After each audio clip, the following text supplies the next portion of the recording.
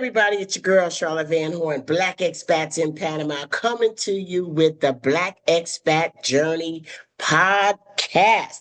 Yes, hopefully Blaxit Radio will be back on soon. But for now, at least that you got to have more than one thing. You know what I'm saying? So being that we did the podcast and the radio, it's okay. So I'm still here and I'm glad to be with you. And you know how it goes. I ain't got time to sit and chit chat and smile because we have a guest today and you're going to want to talk to her and you're going to want to learn all that she has to say about herself. Amazing sister, me and her and Michelle Wedderburn.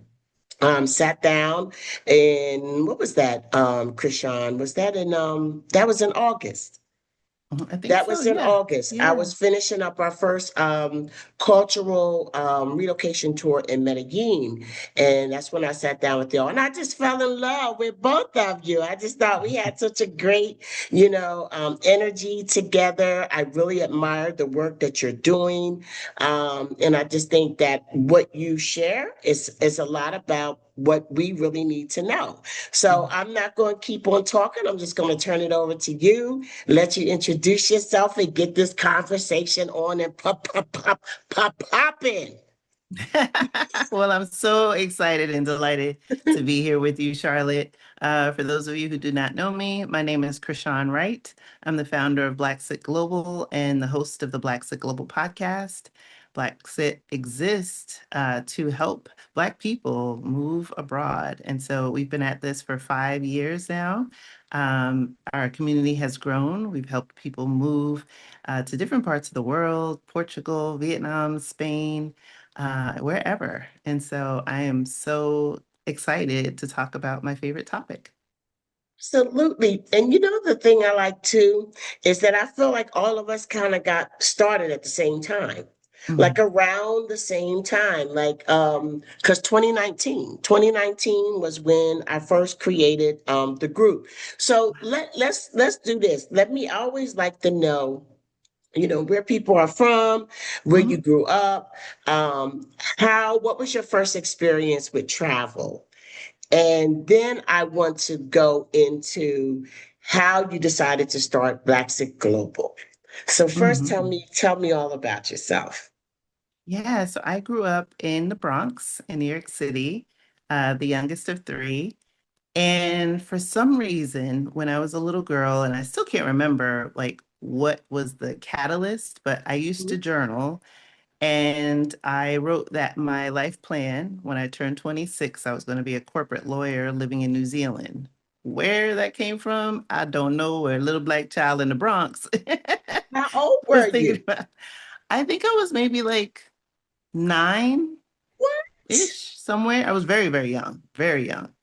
I don't It's even know where it came interesting. from. Yeah. Okay. And we hadn't traveled as a family. We hadn't traveled abroad. It wasn't like that. We grew up with modest beginnings. And it wasn't until, well, even when I went to college in upstate New York, I didn't study abroad or anything like that. I always had that desire. And so I think my first trip out of the US was to Canada, which probably is the same for most if you're in your upstate New York, because it's just like a hop, skip, and a jump. And I loved Canada because even though there were similarities with the US, language and things like that, there were distinct differences, in how people interacted with each other. Some of the things that, infrastructure wise was like, oh, that makes so much more sense. Like, why don't we do it that way? And one of the things that really stuck out was I watched the news, and the way they presented the news was different. It was more long form content, not the like catchy, if it bleeds, it leads headlines, more investigative reporting, which is what used to what I grew up when I was in, the 80s. And so I was like, oh, wow, it is different.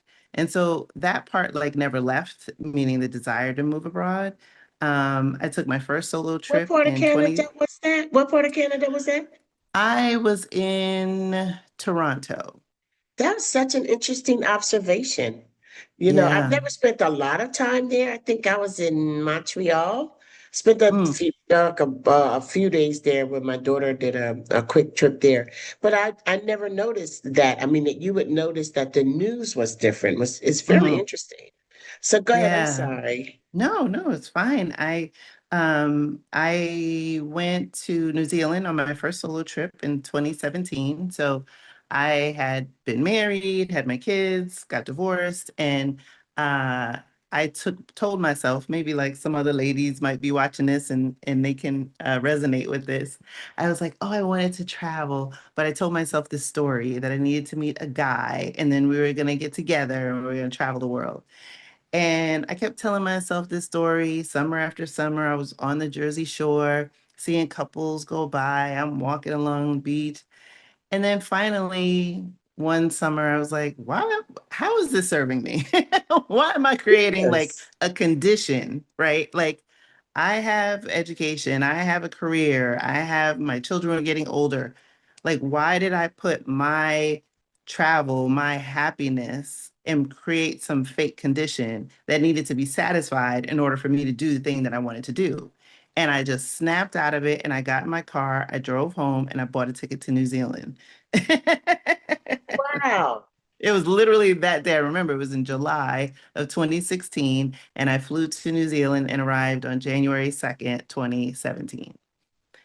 And that trip literally changed my life. Like I was there for just about 3 weeks, and I did things. I thought I was going to lay on the beach for 3 weeks. I wound up driving.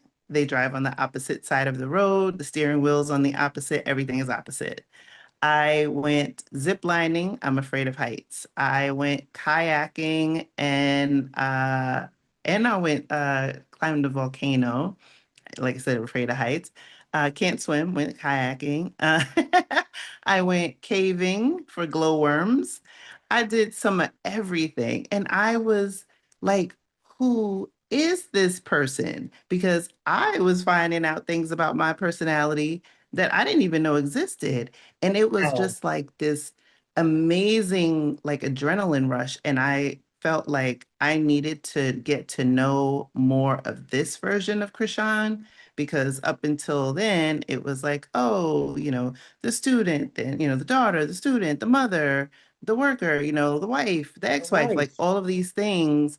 But there was clearly something underneath. There was another version of me that either was trying to emerge that, hadn't seen the light for many years. And so on my last day, I cried. And I Wow. was like, I did How not want to many go back days to the did you US. stay? 20 days. Wow. And I Yeah, think it's so interesting that you went to New Zealand because that's when you said that 9-year old self, yeah, said that you could see yourself being an attorney in New Zealand. yeah. Mm-hmm. And it's so Yeah. funny that you would go there. And now that wasn't your first international trip though. You have been No. traveling to other places. Yeah, at that point, I had been to Canada, Jamaica, and the Caymans on a cruise, but that was it. Okay. Like Okay. nothing like I am now. But Exactly. it was that day, like before I left New Zealand, that I decided on my Blaxit, and I said, okay, my youngest goes off to college in 2023, and that was, what, 6 years. And so I had 6 years, or what Mhm. was that? No, yeah, right, 6 years to Mhm. plan. And I said, I looked up how much I needed to have to emigrate to New Zealand. And I was like, okay, I'll set this as a goal. Like, I feel like I could get to this number in 6 years. And Mhm. so I kept traveling the world. I went to different countries, Greece and all that. But in my mind, I was like, okay, New Zealand is going to be where I land in 2023. I went back in 2020 and scouted the southern end of the North Island, which is Wellington. Mhm. And I was planning, I was like, okay, I'll be back in 36 months and came back to the US and it was like COVID-19, y'all. And I was like, oh no, bust. Um, and so much like everybody else, sheltering in place, trying to figure out what the heck was going on. I knew I had 3 years to go, but those 3 years started to feel like 30.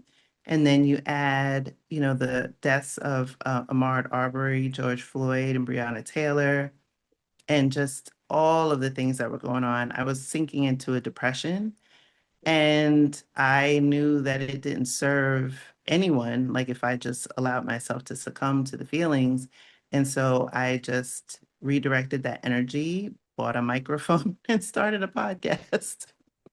What did you start talking about when you first started that podcast? First of all, did you call it Blaxit Global when you started Yes. it?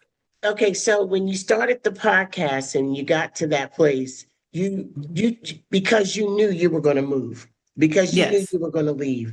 Mhm. I need to back up. New Mhm. Zealand. I don't know many people who have, talked about moving to or wanting to move to New Zealand. So before we get to the podcast, can you just tell me a little bit about what the what did you find with regard to relocation when you went there? Is it expensive, like, or comparably to something else? Yeah, at the time, the US dollar was a bit stronger. I haven't tracked it recently, but at the Mhm. time, it was pretty strong.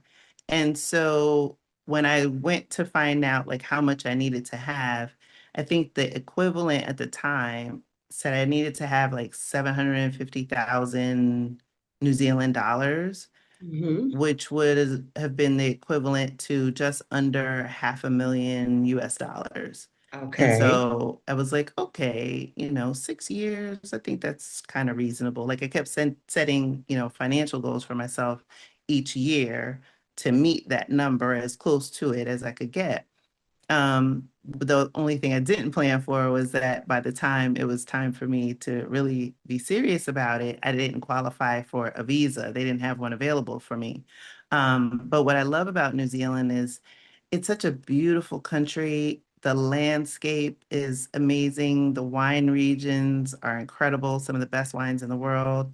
They have a deep history with the Maori culture, and that's integrated into their society as well as the language. Okay. Maori is an official language of New Zealand, as is English. And so it's just a different energy. I got to witness a haka, it just hang out at the cultural exhibits. It's a fabulous place to visit. So what's the Maori? The Maori they don't like to refer to themselves as like the indigenous people, but they are like the first people of New Mhm. Zealand.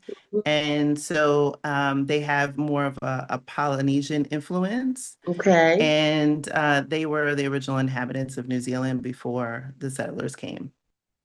So when you say you needed like $500,000, Hmm. that was the amount you would need to retire there? To Is that qualify for a visa at the time. that's big? That's a lot. Hmm. Yeah, and I was like, okay. And at the time, I think I might have had 100,000. And so I was like, I feel like I Oh. could get to that number in 6 years. So I mean, fortunately, I guess when you had to step back, pivot, Mhm. regroup, you started learning about other options and Yes. broadening your ideas about Hmm. places that would work for you because Yeah. that's a crusher.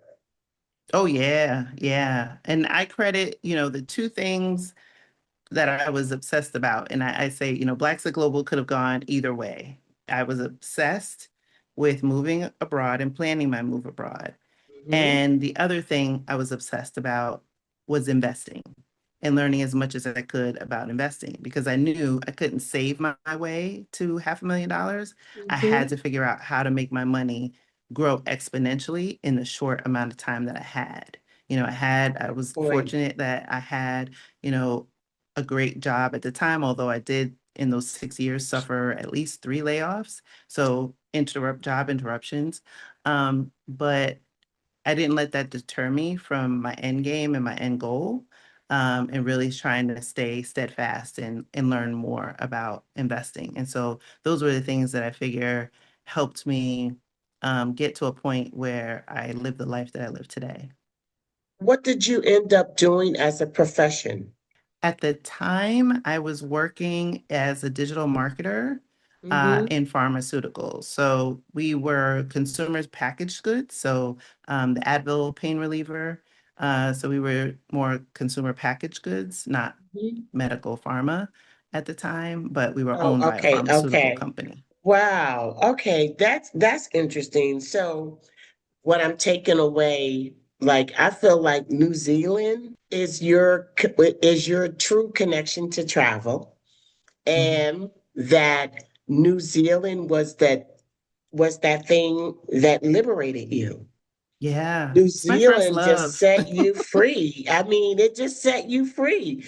I Yeah. guess it's just, you know, I don't know. I'm not adventurous. But I mean, clearly there's some side of you that is.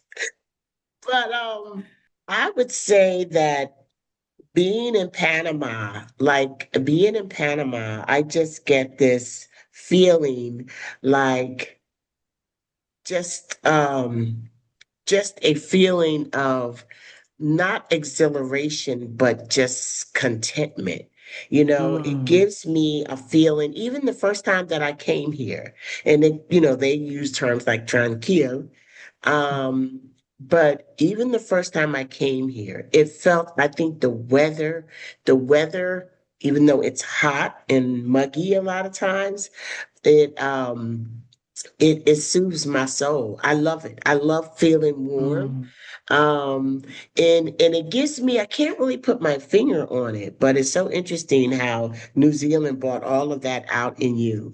And I think Yeah. that the adventure in you, and I think that Panama on the other side of the spectrum for me brings out the more chill in me, because I've Mm. always just been hype 100, and people probably still think I am, but I'm not like I used to be. Wow. Not like I'm much more chill. I'm much more patient. Mm. Um, I'm much more at ease than I was. So I feel like that was a liberating. One more thing I want to say. Yeah, of course. I want to say that I like the fact that you looked at the money. Yeah. You looked at the money. And that's always Hmm. going to be my question is like, okay, what's the money? What does it look like? Because honestly, I don't think a lot of people, well, I'm not going to say a lot because I don't know, but I know that there are some people who really don't. Hmm. They'll see other people living in a place and seem to be having a great time or succeeding, in a place. And then they'll have like, they'll move to a place like I can afford the rent. Hmm. They'll move to a place because they think they can afford the rent and not really taking into consideration what it might cost them to get a visa, Yeah. right? Or what the requirements might be to get a visa. Some people never even bother with any of that. Hmm. And then you get here and you find out that you can afford the rent, but the electricity is going to make you homeless. Yeah. Running that air condition is going, about to run you out. So, Yeah. you Or know, the exchange having a rates. plan, Yeah. having a plan. Yeah. You said, Absolutely. and you said something so good. You said you knew what the number was. You knew you could attain to reach it, and you had to Hmm. have a plan. And you Yeah. knew that you wasn't going to save it, so you were looking at things to invest Hmm. to create that wealth for yourself. I Yeah. love it. I love your story. Thank you. Thank you. So so go ahead. What happened next, girl?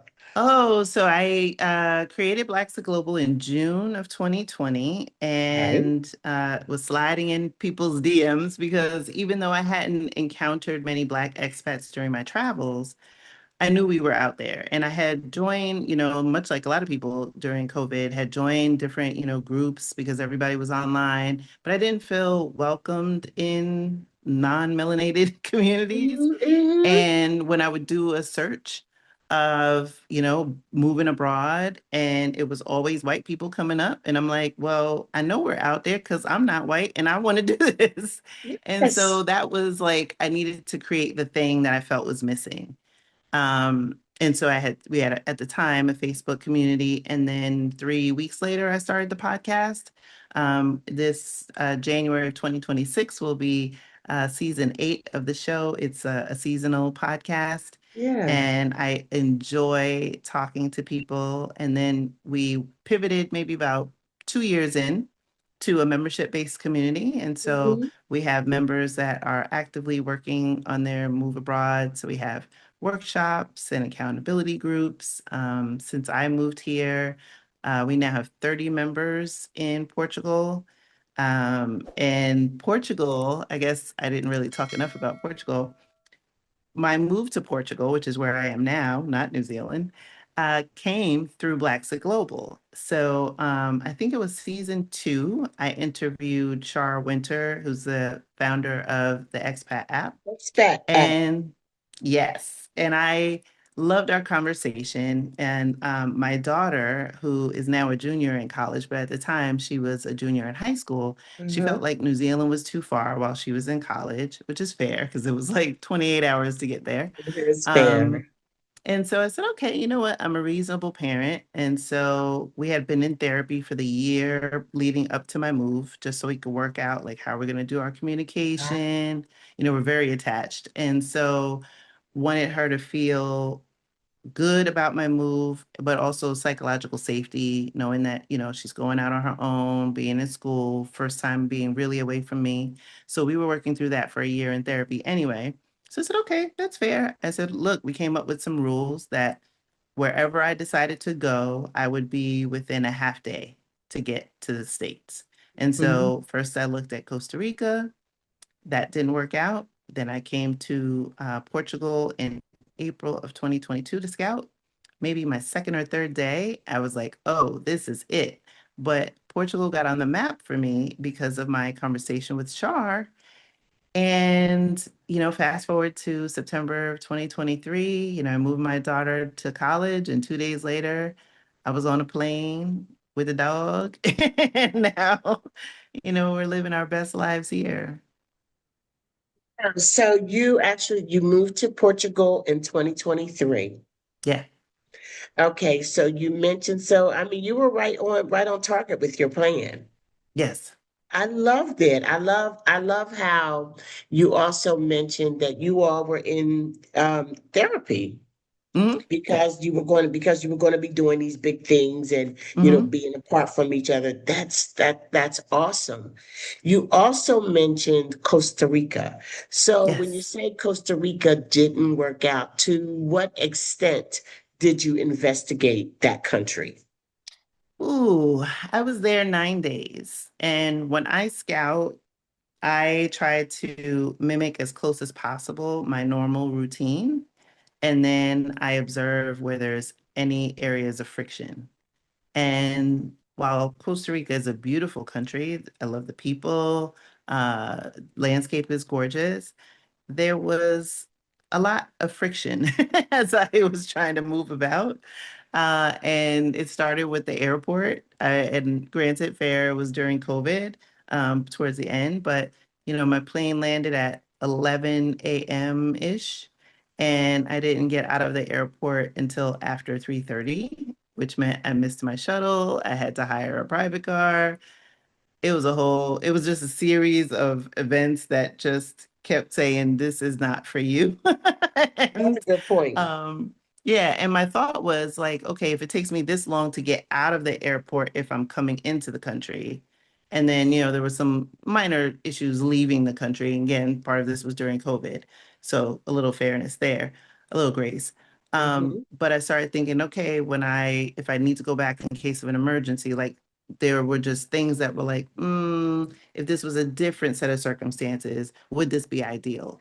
And the answer was no. And so at the end of the day, it wasn't the country for me. But like I said, I've had other people on the podcast that have lived and continue to live in Costa Rica, that love it. Mhm. And, like I said, overall, nothing, no shade against the country itself, but it just wasn't the right fit for me. So you didn't even really get into the logistics of becoming a resident. You basically did your scouting and you were going to feel how it just felt in Yeah. general. hmm Very, very, very interesting.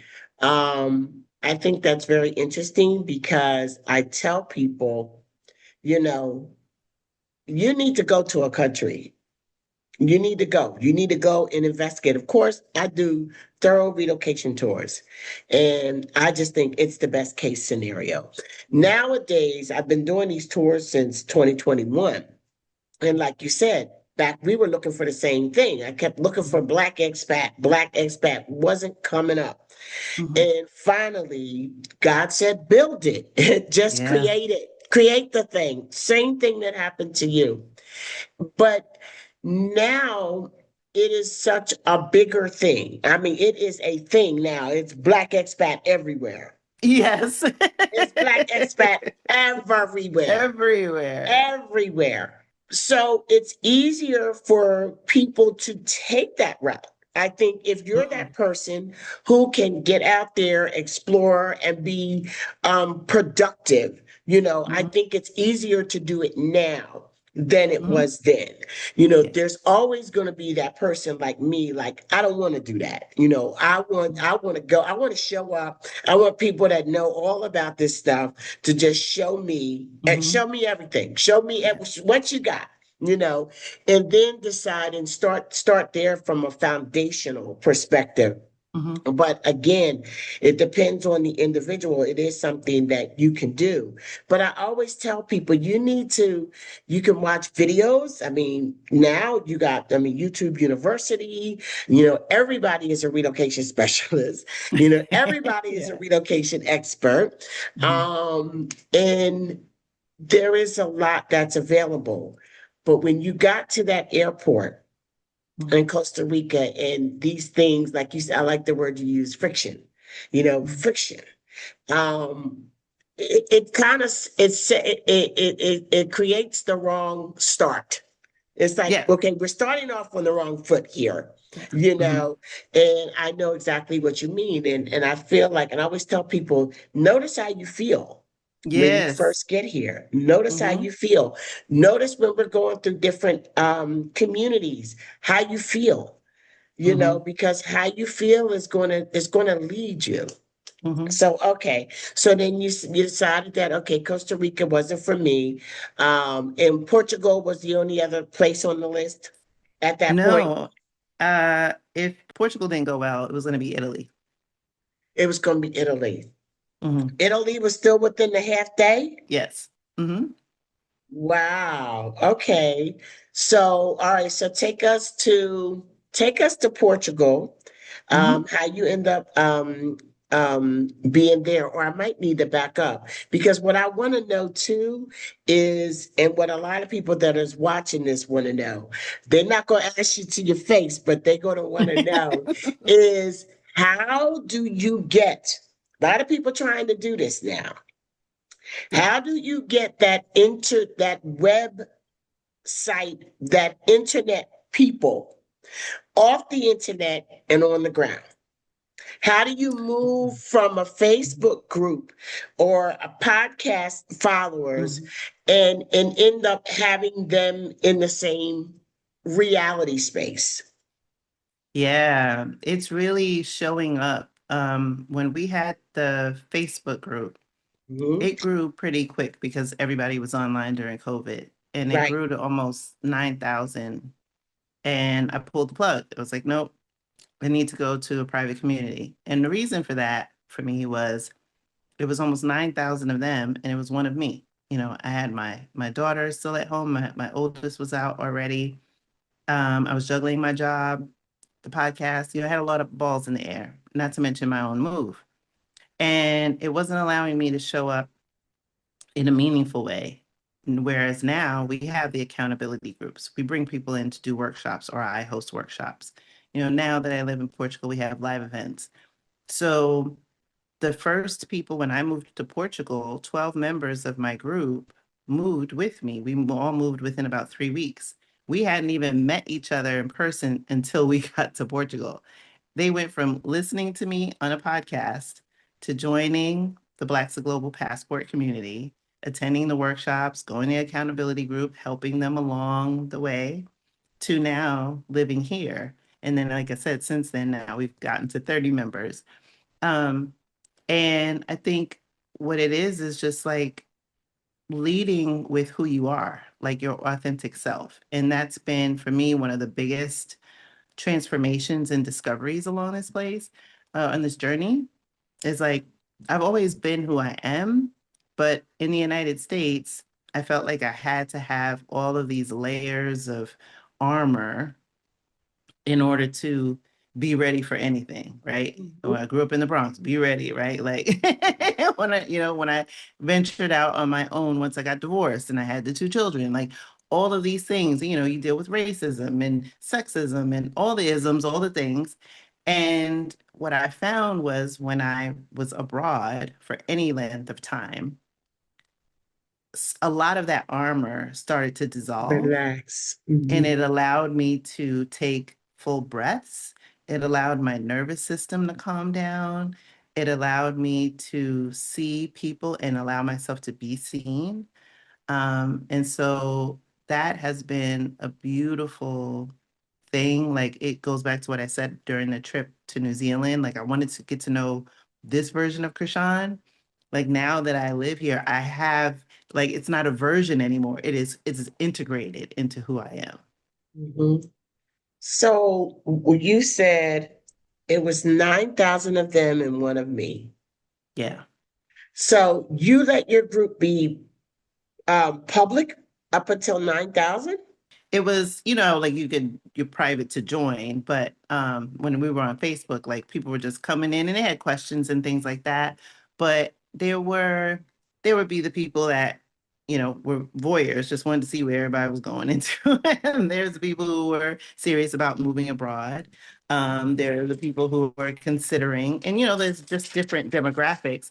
But I would get private messages from the people that, you know, really wanted to move and they would ask questions. And then there were people that were more like instigators. And then also because it's Facebook, you don't like you could say you black, but you're not really black. Gotcha. Right. So Yeah, maybe yeah. your purpose is to create issues. And so I wasn't feeling enriched. I was feeling more depleted, and that wasn't going to serve me. And so moving to a private community, and it's a paid community. So that alone, you have to be serious because you're making an That'll weed investment. folk out. Yeah. Yeah. And I have no regrets. I made that Mhm. decision. I think Blaxit Global Passport is coming into year 4. And I have no regrets about making that decision. We don't have 8,000 people or 9,000 people in there, and that's okay. The people that Yes. we do have in there are making moves. Many of them, like I said, are in Portugal. Some have moved to places like Vietnam and Spain. And I'm pretty proud of the work that has, emerged as a result. So in that membership, and that's awesome. And I'll say for me, I never really thought about it in that regard. Like you said, it's 9,000 of them and one of me, Mhm. because that is exactly how it is. And people get very impatient. My post wasn't improved. I've had death threats. Oh Um, my gosh. Girl, yes, I have Wow. had death threats over Facebook posts. So people can What? It's just not get even really, yes. I that mean, deep. it's like yeah, it's not good. It's not good. Mhm. Um, and it's not that serious. We're Yeah. very selective in who we let in. I swear to you, I think we decline as many as we approve. And I Good for said you. I have auto declines set up. Hmm. So then when people are declined, they get upset. And then it's the thing of people asking, there's a lot of information out here, but people will still say, hey, listen, I'm coming to, they'll DM me. I'm coming to, Yeah. thinking about making a move to Panama. What can you tell me? Huh? I mean, I don't know. I mean, like, what do you need to know? What I can Yeah. tell you is that I do offer a consultation. Hmm. Okay, because people will do this a paid consultation. because Yes. that is what I had to do to start to eliminate some of the Hmm. expectation that I was just here to serve 10,000 people, Yep. with all these questions and things like that. So that's a very good goal that you make. I wanted to say something else. Okay, so with Hmm. the paid group, and it's Blaxit Global Passport, correct? Yes. Yes. All right. So with that group, how much is it? I mean, how much is it monthly membership? Is it annual? How does that Yeah. work? We have two tiers. We have a monthly membership and we have an annual that gives a little discount. Mhm. And then we're making some enhancements. So in 2026, we'll have new rates because we're making some enhancements to the platform. Just because our members, I think partly because everything that's going on in the States, I feel like I listen to my members, I see them every month when we have accountability group, and I feel like they need more in terms of a curriculum. And so we're adding courses into the platform in addition to all the standalone things. Okay. So what is about the price? We haven't Oh, set the the price. price yet for 2026 yet, but the current price is Yes. 16.99 a month Okay. and 190 for the year. Okay. And so with that, you have accountability every month? Yes, every month. Every month. And everybody just gets on the call, whether they're Hmm. interested in moving in Portugal, Panama, or wherever. Yes. You all get on the call together. So how do you like with different people? And this is good information for me because Hmm. I focus on Panama. That's very easy, right? So I can that's my niche. Panama, Hmm. Panama, and I've moved into Colombia. But so how do you when people coming in, I guess coming into the group, you ask them where their goals are, like where they want to Yes. go. And Hmm. then do you match people by the, people that are already living there or people that do Mm. workshops for different areas? How do you do that? Yeah, it's usually when we do a workshop, it's something that's member driven. Like a Mhm. member will say, "Oh, I want to know something." Like, for example, our last workshop, one of our members wanted to not commit to a country right away, but wanted to pop around for a year. And I brought in a Black expat who had done that with her family for a year. Okay. So I just kind of look to them to say like, oh, either where are they struggling in a particular area, or if it's something that, like I think that's something that's beneficial, like maybe bringing an accountant in to talk about taxes and things like that. Um, but I'm sorry, I lost the question. I think it's No, I was just perimenopause is saying, like, asking. how do you because you're dealing with people that want to be in different countries, Ah, like how yes. do you Hmm. provide the Because some of the information? things are the same, irrespective of where they go in the world. Certain So, for example, commonalities. yeah, like with one of a great example is one of our members who moved to Vietnam.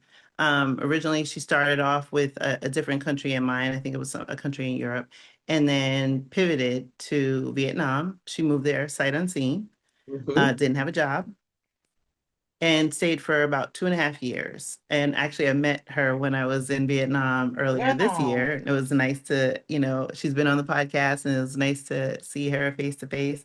But it was really walking her through and coaching, like, what are the visa requirements? Let's talk about finances. What is your cost of living going to be? And we have workshops on budgeting. Like I said, sometimes I'll bring in an immigration attorney to talk about different topics.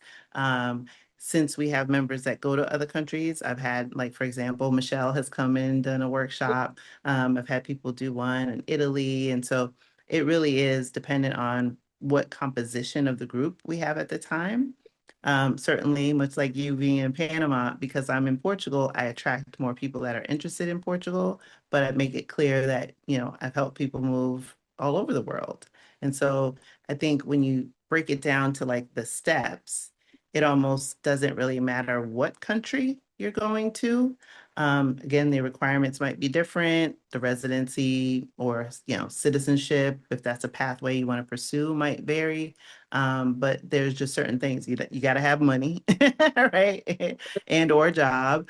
And then you have to be clear. And that's the one thing I say to everybody is be clear on your why, because your why is going to get you through the days where your new adoptive country gets on your nerves, right? Like for me, Portugal has this bureaucracy. I knew it coming in, but it is what it is, right? It's not a constant source of stress, but it's Okay. something that I know when I have to interact with the government that it's going to be Mhm. probably a hassle. Um, so being clear on my why helps, especially in those early days when you miss your family, when you miss certain moments, graduations or funerals or just things that you can't be there for back in your home country. Conversely, there are things that I experience in my life here that my family doesn't get to enjoy and won't know about. And so, how do you deal with that? And so, that's why I say being clear on your why is going to get you through those moments, and keep you on, hooked in on the journey. Well, I mean, probably when you started it, when you went into the member base, that was what year? 2023? No, I went to member base. I want to say it was the end of 2021. Yes, it was the end of Okay, 2021. okay. So, really, honestly, right now, more than ever, that's a wonderful platform Hmm. because that's a wonderful platform because it's not even a private Facebook group is still public in the sense that you're more likely not to know who's really who. Yes. Like in my group, I know, I don't allow businesses in the group, Mm. but believe me, there are people in the group who are in DMs of other group members, selling things, or trying to sell things or trying to compete. So to get around that, there are people who, like you said, who are just spying, want Yeah. to see what we're talking about. Hmm. And, being online, you just can't prove and get too Hmm. bogged down. I mean, some stuff is obvious, Yep. and you can take care of that, but you just can't get too bogged down. But I think that right now, more than ever, I have found myself ready to make a comment about certain things that I see online, Hmm. or ready to post something about something that I see online, and I have to really think it through. I have to Mm. think it through, especially when it comes to posting under my brand. Hmm. You know what I'm saying? Like I got a lot of course profiles, and I operate mostly in my business profile, but you got to be careful because of the privacy issues that we're having right now. Yeah. You know, Yeah. so I think a platform that you offer gives those people who, may really have something to lose Hmm. by people on their job seeing Yeah. certain activity, Hmm. or somebody finding out that you may be looking at an international relocation, Hmm. maybe. So I just think that it's a safer situation for Yes. those who have jobs in particular, Hmm. that they want to protect their privacy, but they want to be in a safe group that they can get the information. Yeah, and also as an admin, and I don't know if you've encountered it on Facebook as well, I would get like a member would post about something, and it could just be, something that popped off, and there are flashpoint moments, right? And where we would talk about a particular topic, and the algorithm would crawl the conversation and be like, "Oh, this goes against our policies," and da da da.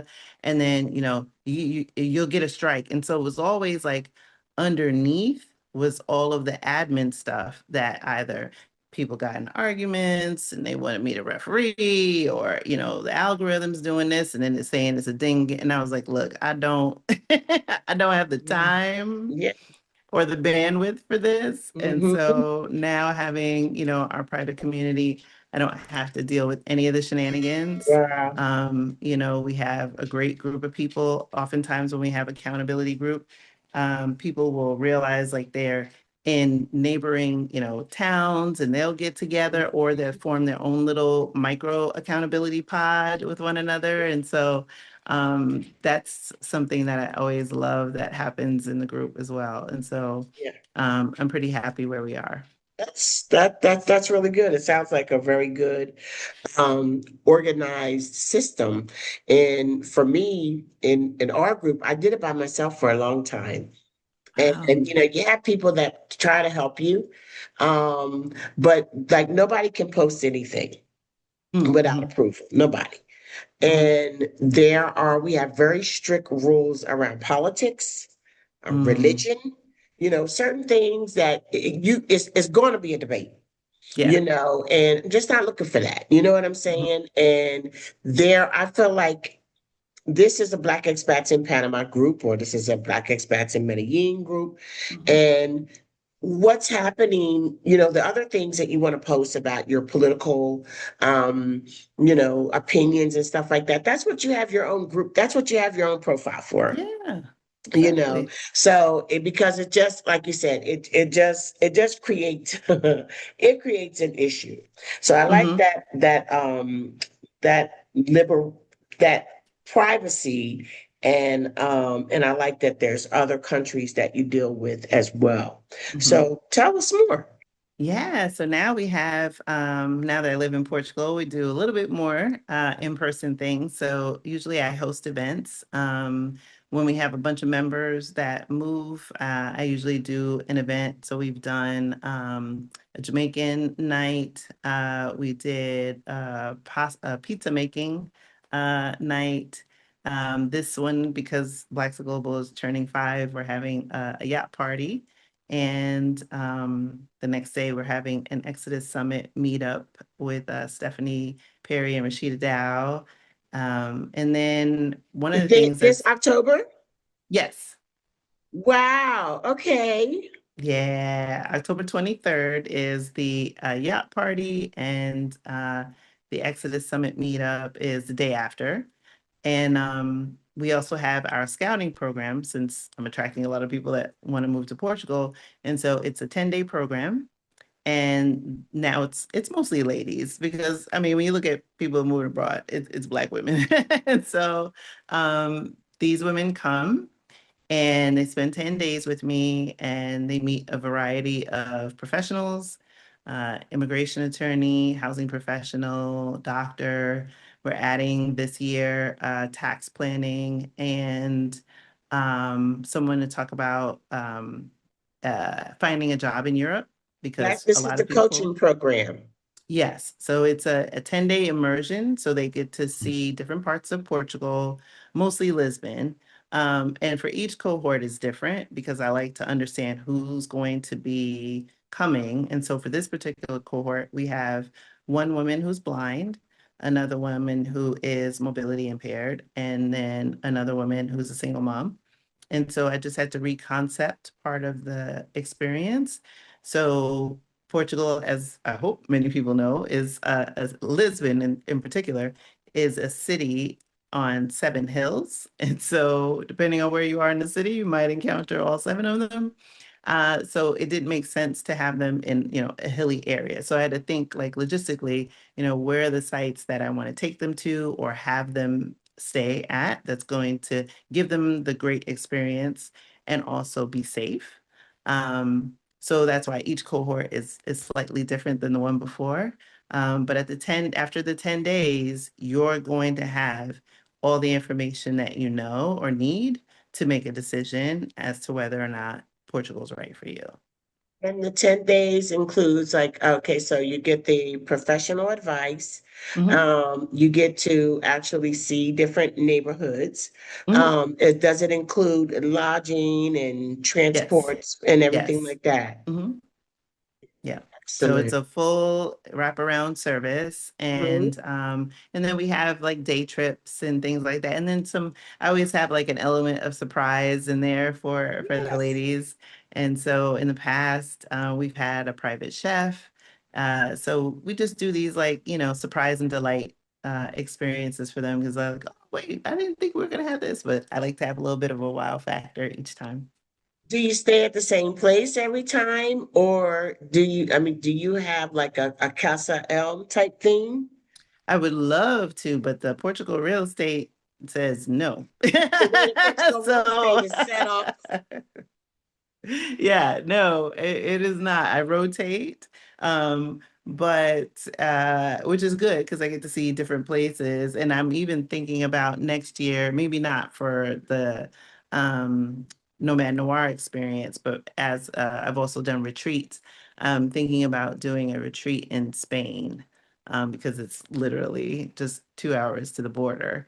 What Um, yeah, so it could happen, but yeah, as of right now, no.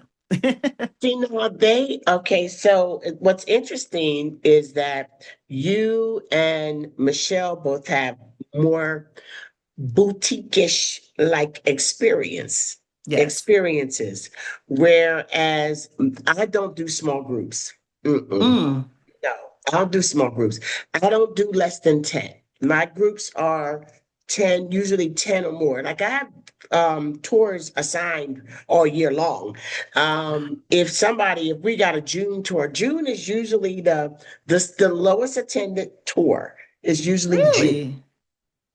Don't ask me why. I still can't quite figure it out. I don't know if it's graduations Mm, or exactly what it is, or if people finishing up school or just not really quite into summer or travel mode. I have no idea, but it's usually the lowest attended. I think this year, I want to say we had 11 for June.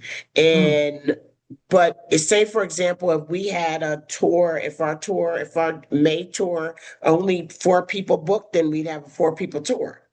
Ah, okay. But that is, I mean, I haven't had a tour that small in probably, 3 years. Hmm. Yeah, so I think that I love the boutique-ish experience. But I guess with Panama, and maybe it's because Panama is like has one of the best retirement visas in the world. It Uh, sure does. and I guess that's what That goes, pensionado that's what visa is like, happens. what?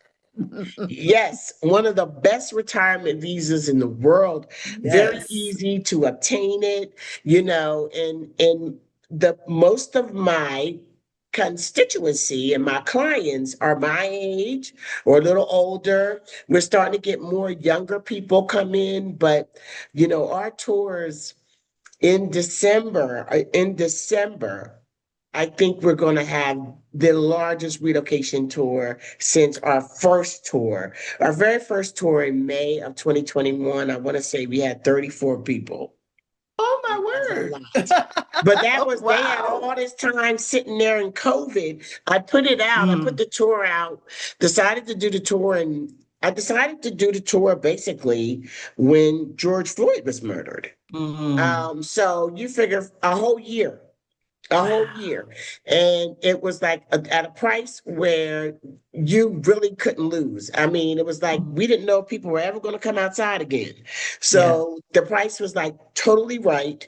And very easy to cancel. It's like you cancel, it's just a $50 fee. It was something, it had to Mhm. be very enticing. But after that, we had so many people for the first month that we had to do two tours. Yes. And Wow. it was extraordinary because Mhm. then we were still in the height of COVID. Mhm. And you had to be stretched out on the bus. You had to be, you going into places and seeing units and stuff. You could only have like four or six people on an Mm. elevator. Not that many people in and girl. It took forever. It took forever. Wow. So that was kind Oof. of one of the first lessons that I learned. And after that, Mm. I was like, okay, no more than 10. So Yeah. after that first month was over and I decided to do it on a regular basis, I said no Mhm. more than 10. And then Yeah. eventually I just had to increase that. And then, 15 was a comfortable number. And then it was like turning people away. And then it was like, okay, so I'll Wow. do 20. And then I Yeah. was like, okay, all right. So 20 is basically my base at this Okay. point because we have Hmm. like huge buses and Wow. the hotel that we use is an apartment. It's like everybody gets, and you get an apartment, you get an apartment and get to really see what it's like to live in the city. Um, Yeah. but so we can handle it. We can Mhm. definitely handle it. But 25 was just like, okay, that's it. No more. I had so many Yeah. people wanting tours this year that we had to add at the last minute. We added an additional tour in April, and that sold out as well. Wow. So, I mean, it's been crazy. So now, and the only reason I let it go so far for December was because, like I said, we are equipped to handle it. This December will be our 43rd tour. So we Wow. got it. Yeah, yeah. Congratulations. We kind of got it together. Um, but put it in perspective for you, in in 2024 we hosted 109 guests, right? Out of those 109 guests, and we only did it in 2024, we did 9 tours. Okay. Okay. So out of those 109 guests, 32 of them have already moved to Panama. Oh my gosh, that's Yes, yes. amazing. Oh, Since I love it. just the people like on my tours from 2021 to 2020 to August of 2025, we've Mhm. had like 100 people actually move here. Okay, since we Wow. started doing the tours. So Yeah. in 2024 it was 109. Mhm. 2025, it's like 257 guests. Oh, Yes.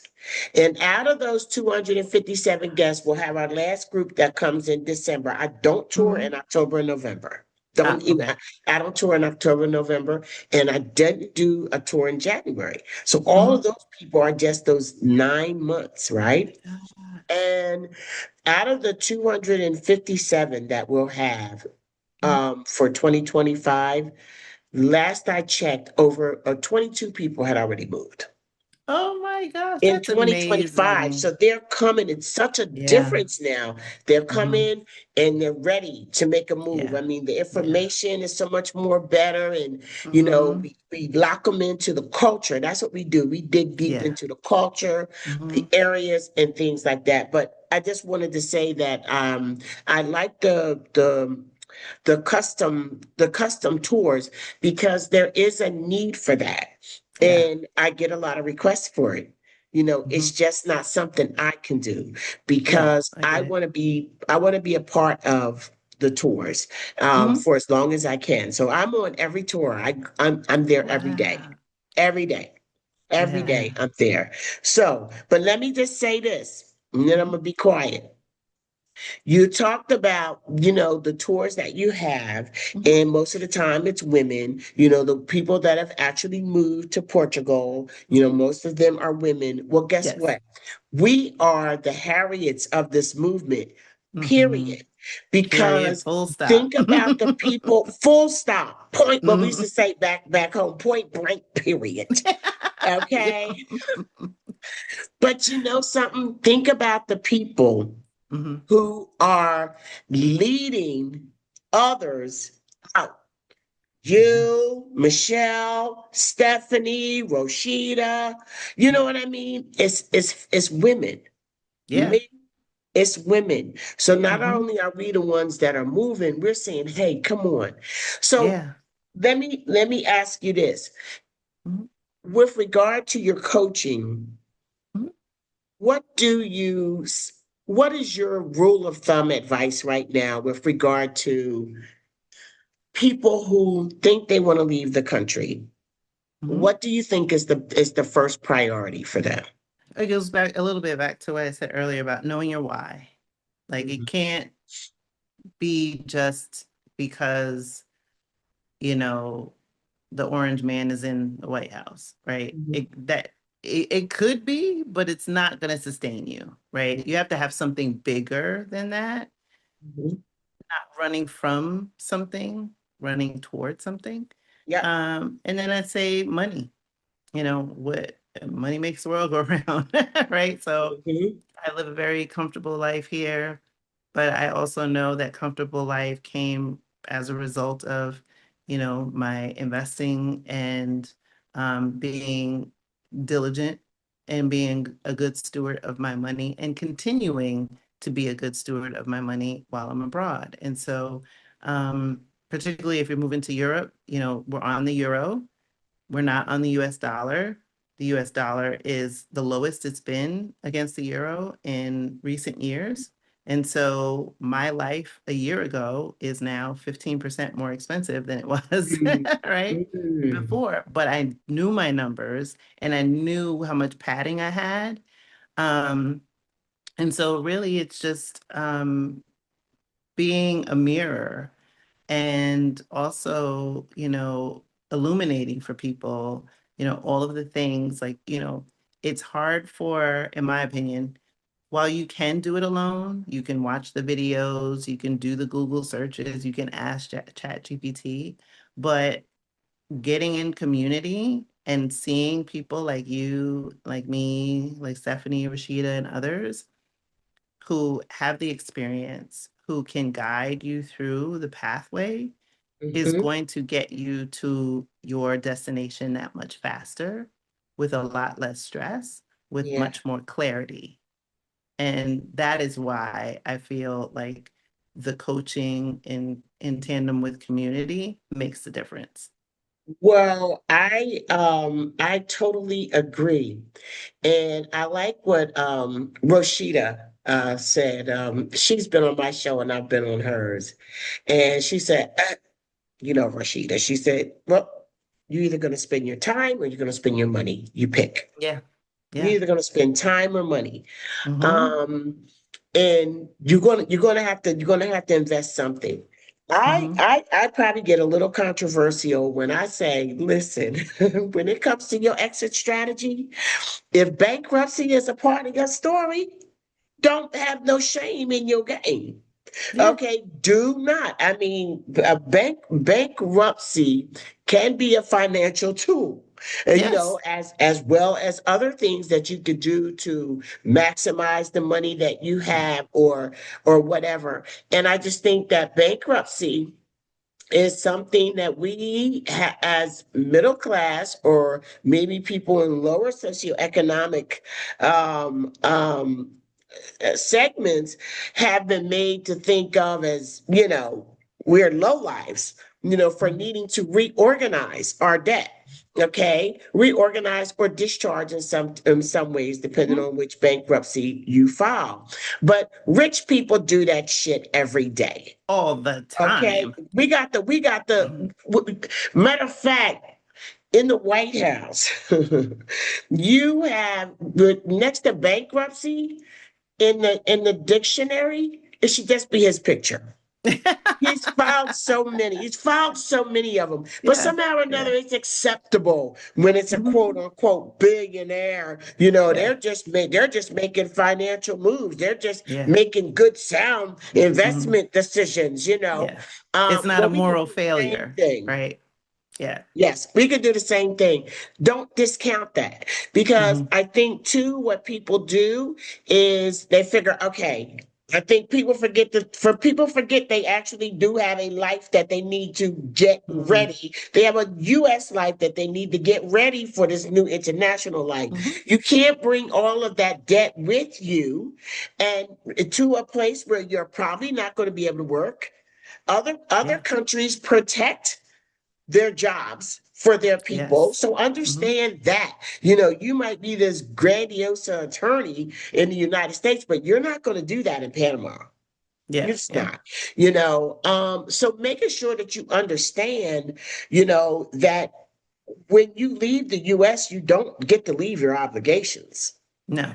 No. You got to manage that. But I think people Yeah. be like, well, I'm out. Yeah. Well, worse than you never know when they're going to say, well, you ain't coming back. You know what I Hmm. mean? How about that? Hmm. I don't know. I just feel like I feel very insecure about just things in general. Mm. I feel insecure about people actually continuing to be able to move freely, you know? It is a concern and with good cause. It's not conspiracy theory. It's Right. not embellishing for clicks or anything like that. Nope. It's an observation and not just an observation on, current events. It's past history, right? It's a Mhm. combination of the two. I agree completely. Mhm.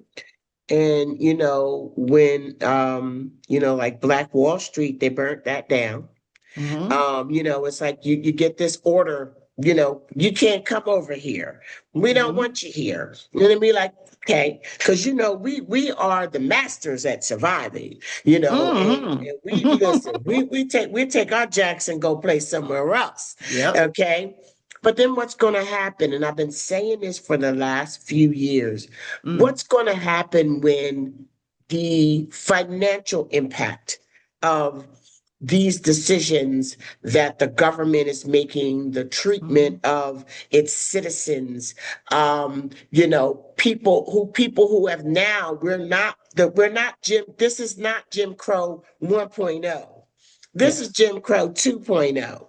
Hmm. Jim Crow 1.0 Negroes is not Jim Crow 2.0 Negroes. No. Okay. It's like, no, we've worked real hard and Hmm. opened up the way for so many other people to be able to obtain some success, Hmm. and wealth, if you will, from the United States, that now we have more options. Yeah. That Yeah. part. And Hmm. my thing, and I'm going to shut up, my thing is figure out what's your plan B, do it today. Start Hmm. doing your research.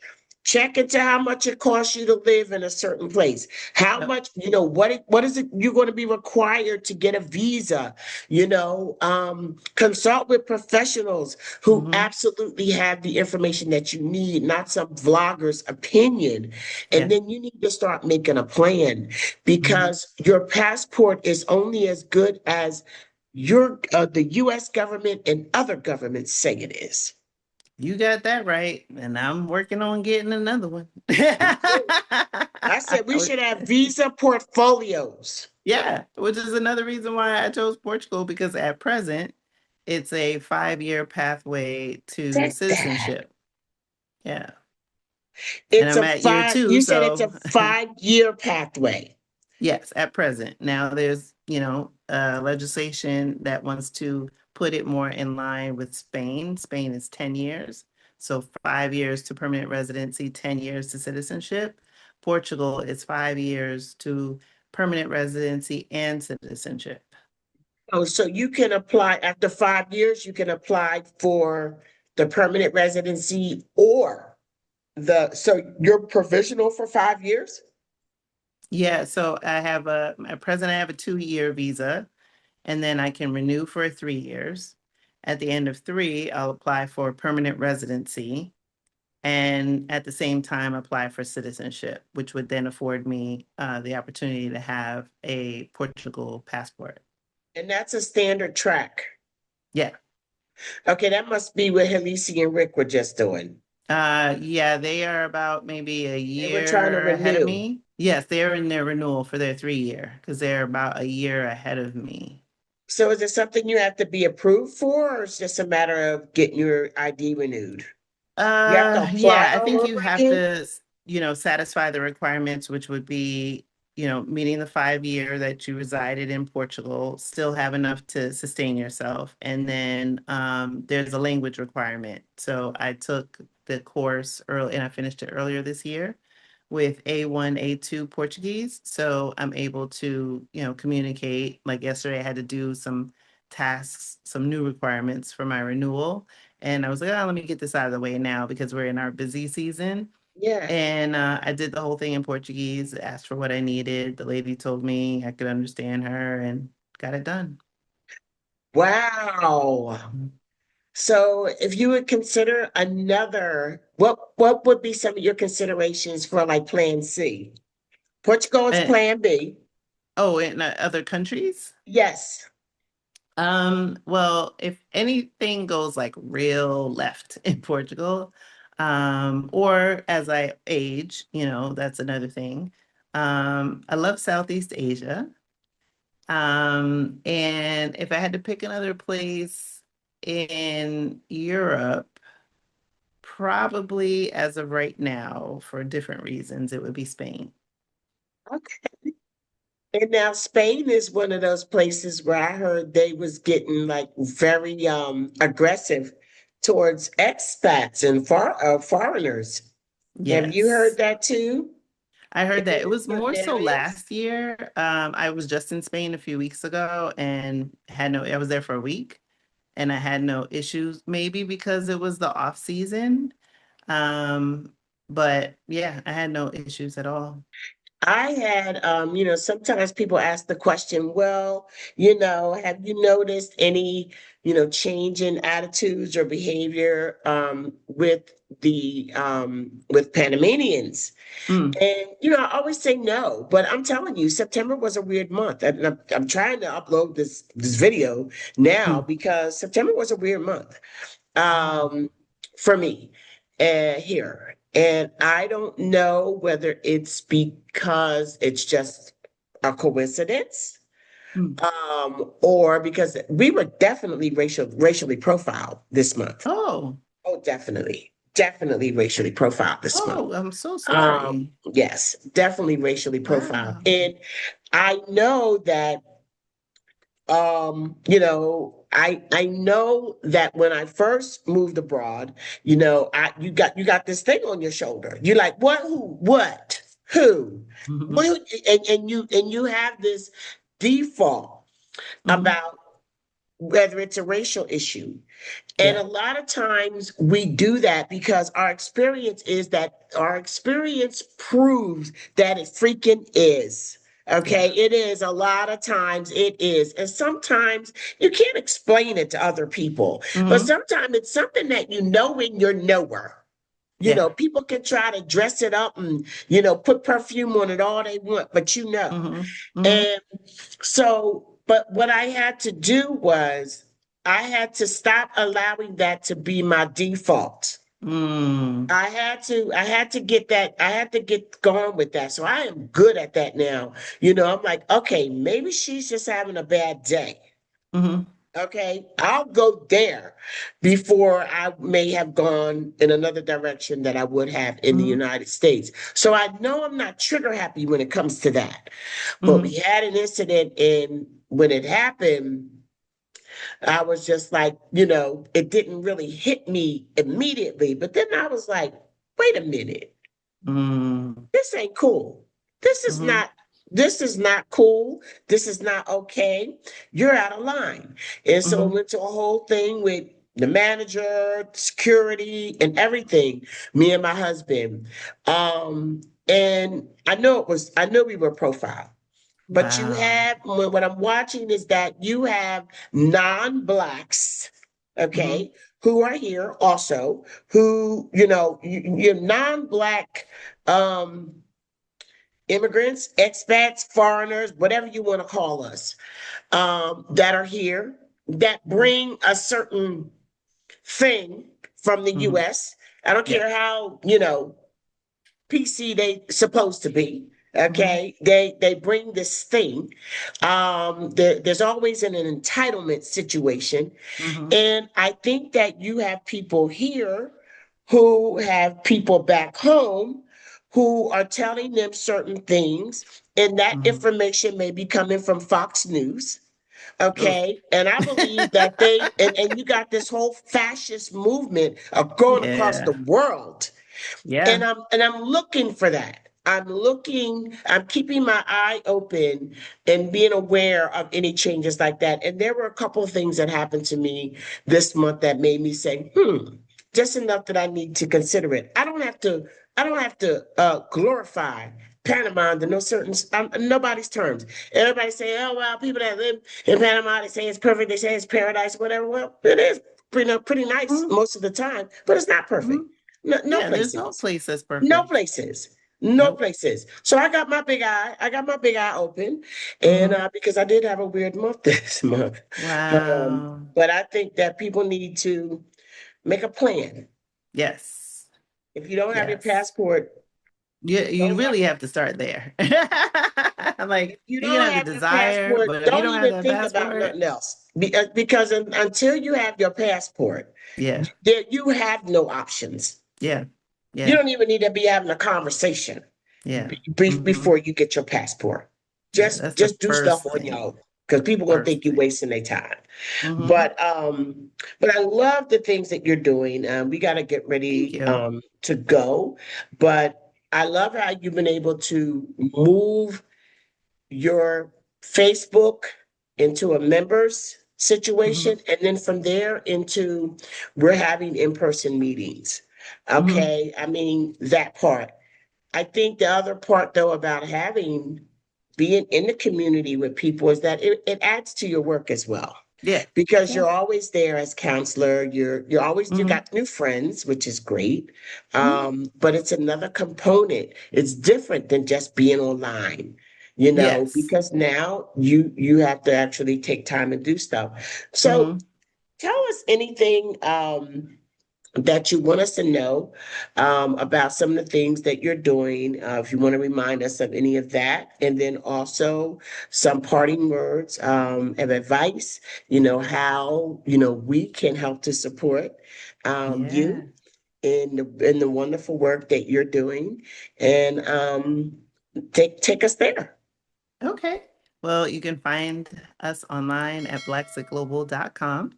You can listen to the Blaxit Global podcast. Right now, we're on hiatus, but we're Mhm, coming back with new episodes in January of 2026. You can join our Blaxit Global Passport community where we have mhm. accountability groups, workshops, all the things that you need to do and learn in order to support your move abroad. You can also sign up for our scouting program, our 10-day scouting program, Nomad Noir. Next year, we'll have a spring and a fall cohort.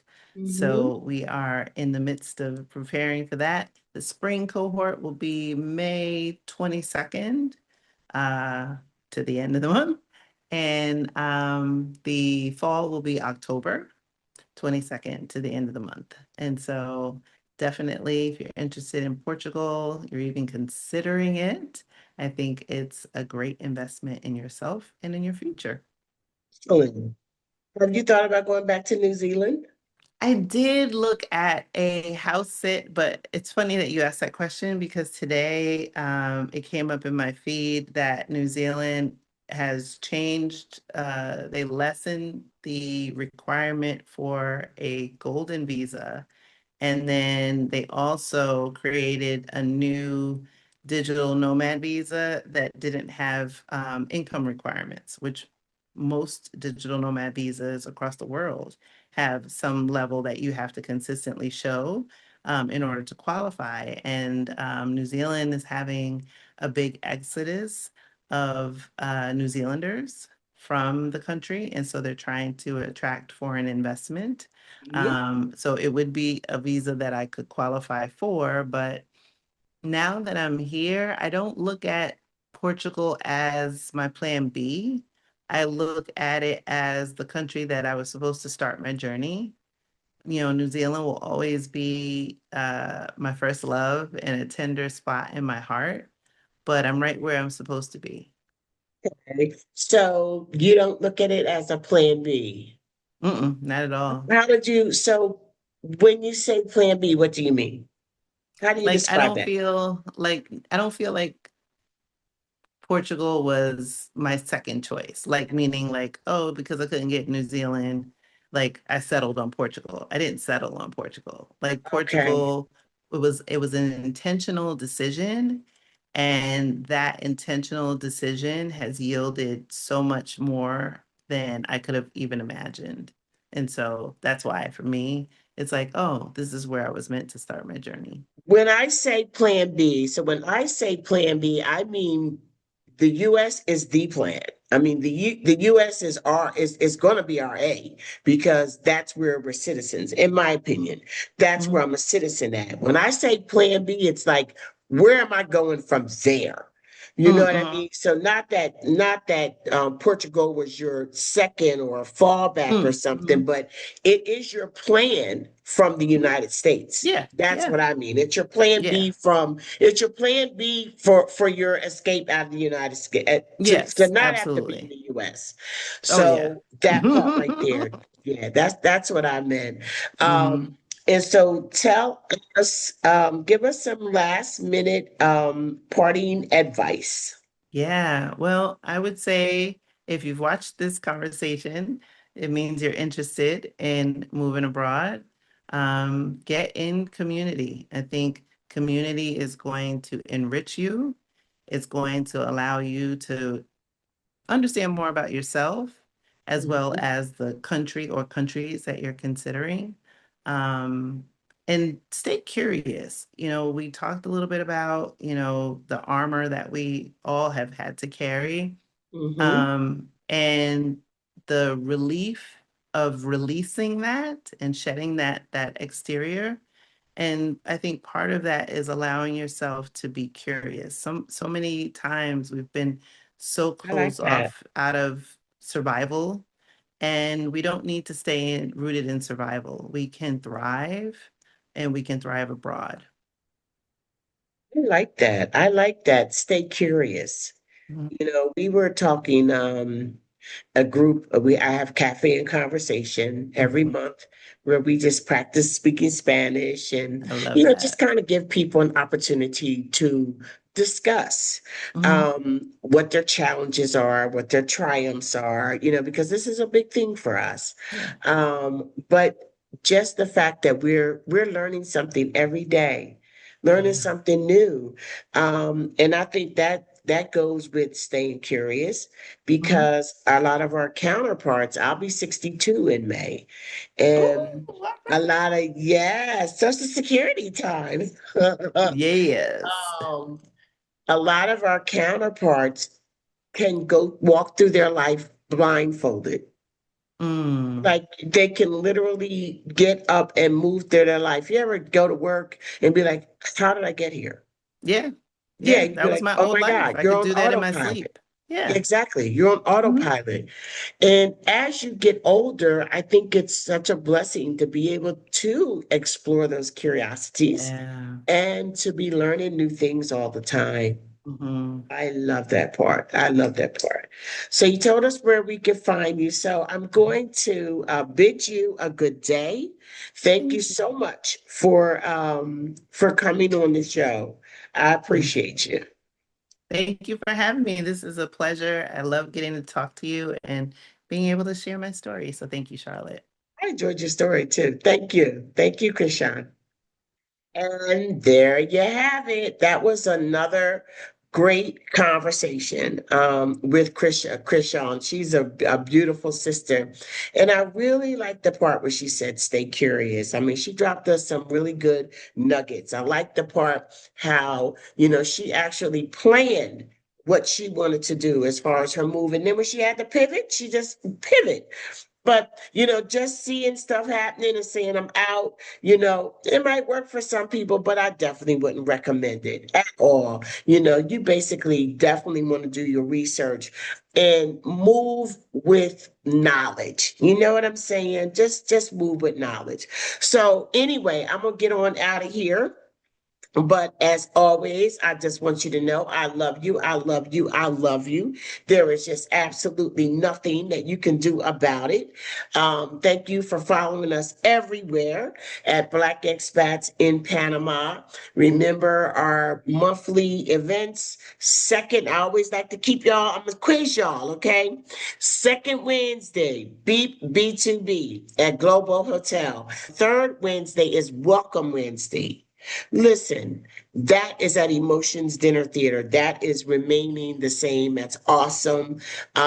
We usually try to have some little local talent, Chef Andre, make us a little special dish, and it's become more like a family thing. And it's so awesome to greet people who are passing through and people who are here and just want to see their friends or people want to meet new friends.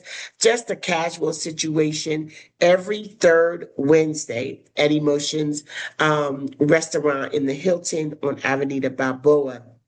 And the fourth Sunday, we have cafe and conversation, and we may be changing locations on that. So stay tuned. Yeah, stay tuned for that, and we'll give you whatever updates we need to. Looking forward to having J. Anthony Brown here in Panama City. And this won't air. By the time this airs, that will have already happened. But keep your big eye out because in addition to we've had Gravedigger and then J. Anthony Brown, we're going to be bringing other popular African American comedians to Panama City. So just keep your big eye on us, honey. And stay tuned to the end of the video for all our flyers and other information that's going on. Bam. I love you. I love you. I love you. And there's just nothing, absolutely nothing you can do about it. This is your girl, Charlotte Van Horn, Black Expats in Panama, coming to you live from Black Expat Journey Podcast. I'll talk to you later. Bye-bye.